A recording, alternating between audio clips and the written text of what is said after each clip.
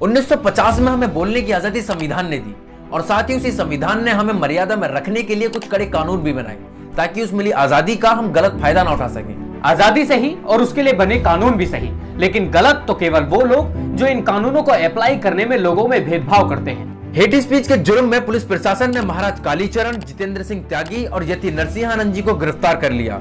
लेकिन सवाल यह है कि अब तक ओवैसी, राहुल गांधी, भूपेश बघेल, मौलाना तौकीर रजा खान को गिरफ्तार क्यों नहीं किया गया।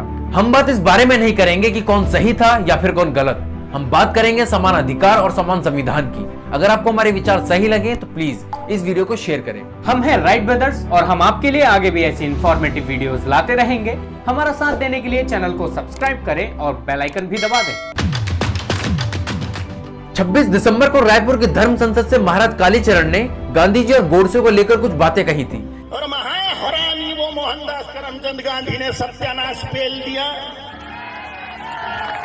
नाथुराम गोडसे जी को नमस्कार है। जिसके बाद छत्तीसगढ़ गवर्नमेंट ने उन पर राष्ट्रपिता को डिसरिस्पेक्ट करने और सामाजिक माहौल खराब करने का आरोप लगाते हुए उनके खिलाफ एक एफआईआर दर्ज की और उन्हें खुजराहो से गिरफ्तार कर लिया गया। 13 जनवरी को जितेंद्र सिंह त्यागी और फिर उसके बाद 15 जनवरी की रात में यति नरसिंहानंद स्वामी जी को गिरफ्तार कर लिया गया। इन लोगों पर आरोप है कि इन्होंने 17 दिसंबर से 19 दिसंबर तक हरिद्वार में चली धर्म संसद में दूसरे धर्मों के बारे में गलत टिप्पणियां की।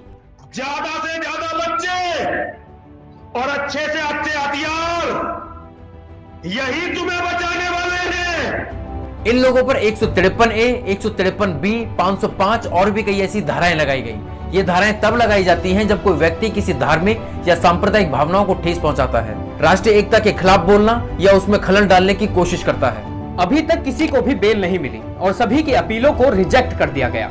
ठीक है, काफी फॉर्मेलिटीज हैं, रूल्स एंड रेगुलेशंस हैं, लॉज हैं, क्या सिर्फ कुछ ही लोगों के लिए? अगर बात देश की शांति भंग करने और किसी स्वतंत्रता सेनानी के बारे में अपशब्द कहने की है तो ये कोई पहली बार नहीं हुआ कि किसी स्वतंत्रता सेनानी के विरुद्ध हमारे देश में बातें कही गई हो। ऐसा पहले भी काफी बार हो चुका है। जैसे कालीचरण महाराज ने गांधी जी को कटघरे में खड़ा किया, ऐसे ही राहुल गांधी ने तो कई बार वीर सावरकर को डरपोक सावरकर कहकर उन पर दोष लगाए और साथ ही सबूत मांगे उनकी राष्ट्रभक्ति। मेरा नाम राहुल सावरकर नहीं है, मेरा नाम राहुल गांधी है। अकेले यही नहीं बल्कि छत्तीसगढ़ के सीएम भूपेश बघेल, जिन्होंने महाराज कालीचरण की गिरफ्तारी करवाई, उन्होंने खुद 2 साल पहले वीर सावरकर जी को पार्टीशन का दोषी ठहराया था। उन्होंने कहा था, सावरकर ने प्रस्ताव रखा था हिंदुस्तान आजाद हो तो 2 राष्ट्र के रूप में हो। धार्मिक आधार पर उन्होंने 2 राष्ट्र की मांग उन्होंने रखी और जिन्ना ने उसे इम्प्लीमेंट किया। क्या ये बयान राष्ट्र की शांति में खलल नहीं डालते हैं? क्योंकि चुनिंदा लोगों को छोड़कर इस देश में सभी वीर सावरकर जी को न केवल राष्ट्रभक्त मानते हैं बल्कि उनकी पूजा तक करते हैं। क्या इनके बयानों ने इस देश की भावनाओं को ठेस नहीं पहुंचाया?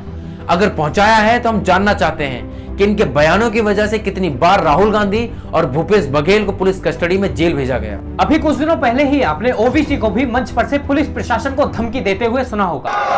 और हम याद रखेंगे, हालात बदलेंगे जब कौन बचाने आएगा तुमको।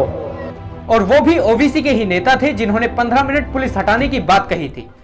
हम 25 कौड़ है ना, तुम 100 कौड़ है ना, ठीक है, तुम तो हमारे से इतने ज्यादा है। 15 मिनट के लिए पुलिस को हटा लो, बता देंगे किसमें हिम्मत है, कौन ताकत है।